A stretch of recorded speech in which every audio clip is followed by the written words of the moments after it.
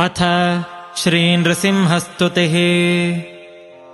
उदयरविसहस्रद्योतितम् रूक्षवीक्षम् प्रलयजलधिनादम् कल्पकृद्वह्निवक्त्रम् सुरपतिरिपुवक्षश्छेदरक्तोक्षिताङ्गम् प्रणतभयहरम् तम् नारसिंहम् नमामि। प्रलयरविकरालाकाररुक्चक्रवालम् विरलयदुरुरोचीरोचिता शान्तराल प्रतिभयतमकोपात्युत्कटोच्चाट्टहासिन् दह दह नरसिंहासह्यवीर्याहितम् मे।